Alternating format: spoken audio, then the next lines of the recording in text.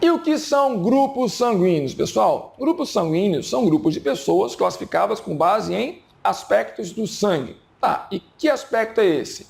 É a presença de um aglutinogênio na membrana da hemácia. Aglutinogênio é o quê? É um componente da membrana.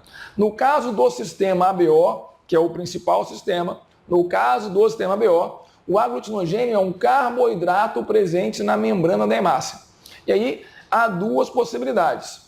Ou a pessoa tem o aglutinogênio A, aqui é o triângulozinho, ou tem o aglutinogênio B, certo? Ah, mas na verdade tem mais de duas, porque ele pode ter os dois. Ele pode ter os dois aglutinogênios, A e B, ou pode não ter nenhum. Então, há duas possibilidades de aglutinogênios, mas há 4 possibilidades de combinações desses aglutinogênios. Ou tem apenas o A, ou tem apenas o B, ou tem os dois, ou não tem nenhum. Agora, quem é que define a produção desse aglutinogênio? E importante, no caso do sistema BO, o aglutinogênio é um carboidrato, ok? Não é proteína, é um carboidrato da membrana. Tem um gene que determina isso, e esse gene tem 3 alelos. Temos aqui, então, um caso de polialelia. O alelo IA determina a produção do aglutinogênio A. O alelo IB, a produção do aglutinogênio B. Izinho, nenhum desses. Ok? Então, temos aqui essa tabela maravilhosa mostrando tudo aquilo que a gente tem que saber sobre sistema sanguíneo, grupos sanguíneos. Então, ó, quais são os fenótipos? A, B, AB, O. Bem, o alelo IA e o alelo IB são codominantes. Falamos isso lá na aula de variabilidade, né, de variações do monohibridismo. E o Izinho é sempre recessivo. Então, se o indivíduo for homozigoto IA ou IA-Izinho, ele vai ter apenas o aglutinogênio A. Se ele for IB-IB ou IB-Izinho, vai ter apenas o aglutinogênio B. Se for IA e B, vai ter os 2 aglutinogênios. Se for do grupo O, não vai ter nenhum. Ok? Pronto. Se for Izinho, não vai ter nenhum, por isso é do grupo O. Agora, esses aglutinogênios podem desencadear uma reação imunológica. Então, eles vão acabar desencadeando a ação de anticorpos. E aqui um aspecto importante. Bem, anticorpos são proteínas de defesa que são produzidos pelos linfócitos, né, pelos linfócitos B ou pelos plasmócitos, para ser mais preciso, em resposta a agentes estranhos. Mas você só produz anticorpo após o contato com o agente estranho, que a gente chama de antígeno. Então, o que é um antígeno? É um agente estranho, um elemento estranho ao seu organismo, que ao ser identificado vai sofrer então o ataque. Pode ser pela via humoral, por meio então da ação de anticorpos. Pois bem, então a produção de anticorpos depende de um estímulo, depende de uma sensibilização. E essa sensibilização, pessoal, em tese, só ocorreria quando houvesse o contato com o sangue diferente. Então, eu sou do grupo A, eu precisaria receber sangue B ou AB, sangue que tivesse o aglutinogênio B, para que eu fosse sensibilizado e a partir daí, então, produzisse o anti-B. Porém, eu já tenho anti-B. Como é que eu tenho anti-B sem nunca ter recebido sangue? A explicação é que no nosso intestino há uma variedade grande de bactérias e algumas dessas bactérias acabam sensibilizando o organismo por apresentarem substâncias muito parecidas com os aglutinogênios. Então eu produzo um anticorpo numa resposta à presença dessa bactéria, mas esse anticorpo acaba agindo contra a hemácia, se por acaso a hemácia entrar em mim. Então eu sou A, então eu já tenho anti-B circulando no meu plasma sanguíneo. Eu já tenho anti-B no meu plasma, certo? Mesmo sem nunca ter recebido sangue diferente, certo? Quem é B já possui anti-A. Quem é AB não tem nenhum dos 2 aglutinogênios, por quê? Ou aglutininas, por quê? Porque ele tem os 2 aglutinogênios, certo? E quem é O vai possuir as 2 aglutininas. O que é aglutinina? A aglutinina é o nome que eu dou para o anticorpo nos grupos sanguíneos. Então, a aglutinina é um anticorpo. E o aglutinogênio eu vou chamar também de antígeno. Na verdade, ele só vai ser um antígeno quando ele entrar no organismo diferente. Mas é comum haver o uso desse termo antígeno de forma irrestrita para os aglutinogênios. Tecnicamente, não é o ideal, mas é muito comum, então não se importem com isso. Então, quem é do grupo A possui na hemácia, na membrana da hemácia, o aglutinogênio A e possui no plasma o anticorpo ou aglutinina anti-B. Quem é B possui aglutinogênio B e aglutinina anti-A. Quem é AB possui os dois aglutinogênios e nenhuma aglutinina. E quem é O não possui nenhum aglutinogênio, mas possui as duas aglutininas, certo? E como eu faço então para descobrir o tipo sanguíneo de alguém? Fazendo um teste simples. Eu pego então uma solução concentrada de anticorpos anti-A e anti-B, um soro anti-A e um soro anti-B, e misturo com uma gota de sangue. Então, uma gota de sangue com anti-A, uma gota de sangue com anti-B. Bem, o que eu espero encontrar aqui? Eu espero observar a reação de aglutinação, daí o nome, aglutinogênio, aglutinina. O que é essa reação de aglutinação? É a reação de aglomeração, de agrupamento, de ajuntamento das hemácias. Então, uma reação inicial é essa. Os anticorpos, ou as aglutininas, causam essa aglutinação, a agregação de hemácias. Então, eu consigo visualizar pequenos grânulos de hemácias. Esses grânulos parecem um pozinho mesmo, eu consigo visualizar. Então, olha aqui, ó. Se eu pingo anti-A e a aglutina, é porque o anticorpo que eu coloquei para fazer o teste encontrou no sangue da pessoa hemácias com quem ele pudesse reagir. E o anti-A reage com quem? O anti-A reage com A. Por isso que ele é anti-A, ele é contra o A. Então, se o anti-A provocou reação, é porque aquele sangue possui hemácias com aglutinogênio A. Se o anti-B causou reação também, é porque ele tem os dois. Então, ó, reagiu nos dois, ele é AB. Se reagisse só com A, ele é A. Só com anti-A, desculpa, ele é A. Reagiu só com anti-B, ele é B. Não reagiu com nenhum, ele é O. Então, o teste é simples, só fazer então isso. 2 gotinhas de sangue, uma gotinha de cada aglutinina. Tá, e como é a transfusão sanguínea? Para quem eu posso doar? Qual é a lógica da transfusão? A lógica é bem simples. Eu posso doar sangue para qualquer pessoa que tenha o aglutinogênio que eu tenho. Ou, uma outra forma de ver, eu posso doar sangue para alguém que não tenha anticorpos contra os meus aglutinogênios. Então, eu não posso fazer que a minha hemácia, que o meu aglutinogênio se torne um antígeno dentro do receptor. Ok? Então, por essa lógica, vamos montar aqui um esqueminha, ó. AB, O, B, A. A possui aglutinogênio A, então pode doar para quem também tem, que é o AB e o próprio A.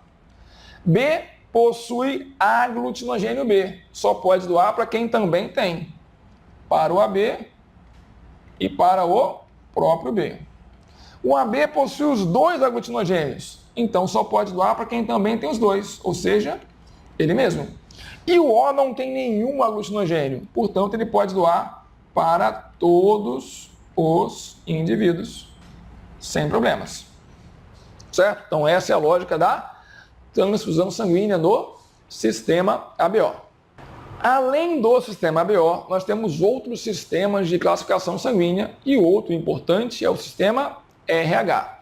O sistema RH também é definido pela presença de aglutinogênio na hemácia, só que aqui o aglutinogênio é uma proteína de membrana, não é um carboidrato. E aqui é simples. Ou a pessoa possui aglutinogênio ou não possui. Então há apenas 2 possibilidades. Tem o aglutinogênio, ele vai ser então indivíduo RH positivo. Não tem o aglutinogênio, é RH negativo. Bem, atualmente não se usa mais oficialmente RH, fala-se em aglutinogênio D. Então, ó, quais são os fenótipos? RH positivo ou D positivo, RH negativo. RH positivo é quem tem o aglutinogênio RH, negativo é quem não tem.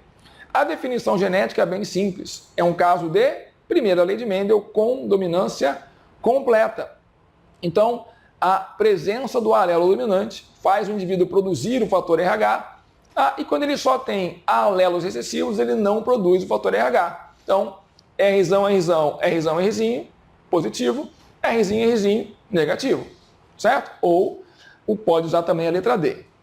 Com relação às aglutininas, a lógica é a mesma da BO com uma diferença.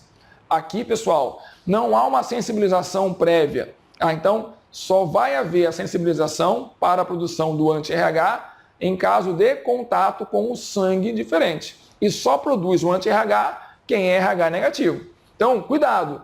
O RH negativo não tem o anti-RH, ele tem a capacidade de produzir o anti-RH, mas só vai produzir o anti-RH quando ele tiver contato com um sangue RH positivo, certo? Então, RH negativo só produz o anti-RH quando houver um contato com sangue RH positivo. Então, eu sou A positivo, se eu fosse A negativo, eu teria apenas a aglutinina anti-B no meu plasma. Então, cuidado. O indivíduo A negativo não tem o anti-RH, ele tem o anti-B, porque ele já produziu, né, em resposta à estimulação que veio por conta das bactérias intestinais.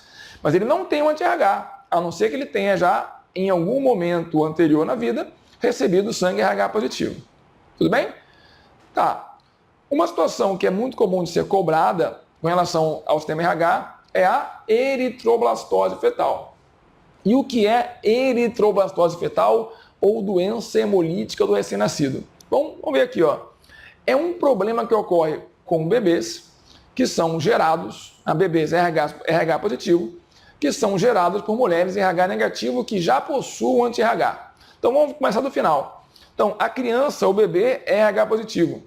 Ele está sendo gerado por uma mulher que tem já o anti-RH. Então, durante a gestação, os anticorpos anti-RH da mulher vão passar para a circulação fetal lá na placenta.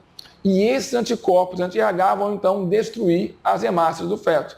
Então, esse bebê vai nascer com um quadro de anemia, por conta da destruição de hemácias, e com icterícia, porque a hemoglobina, que é resultante ali da destruição da hemácia, vai ser convertida em bilirrubina, e o excesso de bilirrubina causa a icterícia. Então, a criança nasce com esse problema, tratamento, transfusões sanguíneas e fototerapia, né, banho de luz. Agora, como é que vai acontecer isso?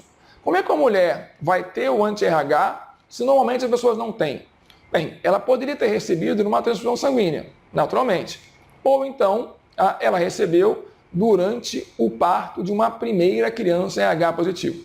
Então, ó, se a mulher é RH negativo e está esperando um bebê RH positivo, quando esse bebê nascer, após o parto, é normal que parte do sangue do bebê caia na circulação materna.